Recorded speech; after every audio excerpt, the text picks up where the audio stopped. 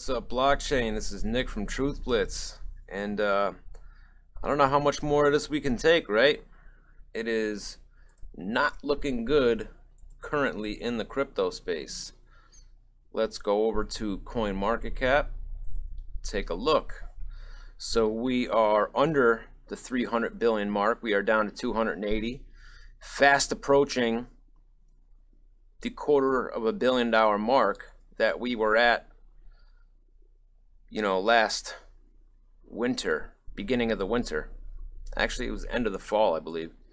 Bitcoin dominance is just flying up 45.1%, and we are just getting murdered right now. It is not good. And I want to call out the SEC for their bullshit. And I know these price dips, this market crash, if you will, is not solely on them. I talked about this Mt. Gox trustee that has denied any and all responsibility for what we're seeing, and there are other factors at play beside him. I think he started this ball rolling, but then you throw in the FUD from China, the FUD from South Korea, the SEC FUD, which it's a big one. And let's talk about that.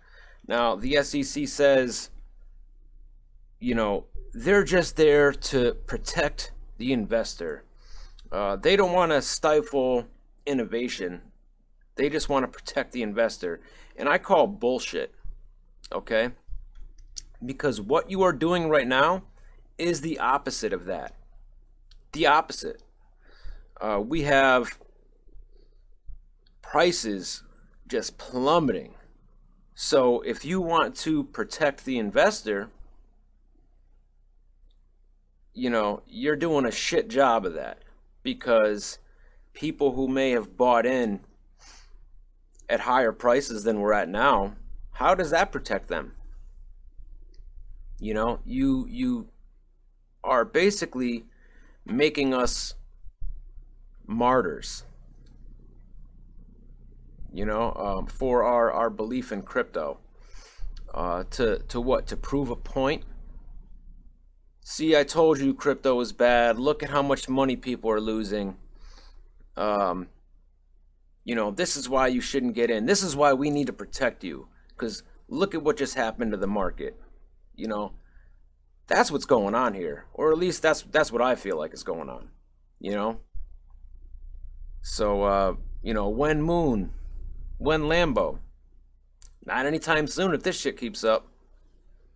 And that's just the sad fact. They are sending subpoenas to all these different companies. They are trying to shut down many companies. So for someone who doesn't want to, put a stop to innovation, as they claim, for someone who wants to protect investors, as they claim, they are doing a shit job of that. And I fully believe that this is done on purpose. They knew full well what was going to happen once they started their crusade against crypto and blockchain companies. They knew prices were going to plummet. They knew those of us who really believe in crypto were going to lose money. And maybe those who don't believe in crypto as well, who just got in for profit.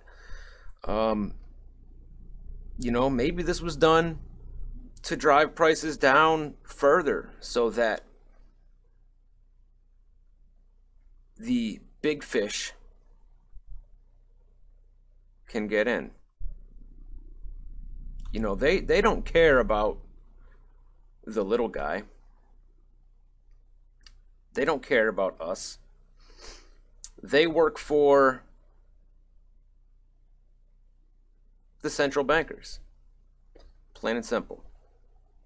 So It's bullshit. It really is. And you see articles like this: BTC falls below 8,000 again after a week of mixed signals. But there's a little positivity.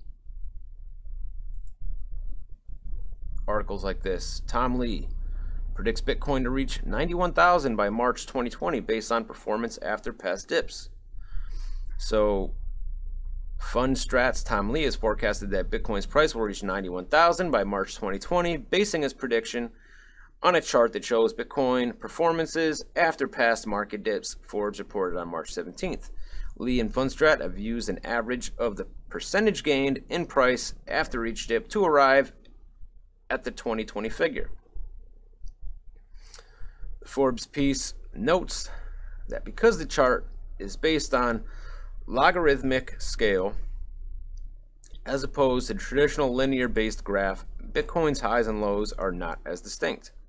Lee has been predicting high prices for Bitcoin since its price fell below 3,000 in July 2017, and I believe that was the China flood. Lee had already stated that Bitcoin would hit 55,000 by 2020. More recently, in January of this year, Lee said that Bitcoin would hit 25,000 by the end of 2018. Lee and Fundstrat also recently released the Bitcoin Misery Index in early March, which is described as a contrarian index that lets investors know how miserable Bitcoin holders are at the current price. You're damn right. There are a lot of us who are miserable, and it is easy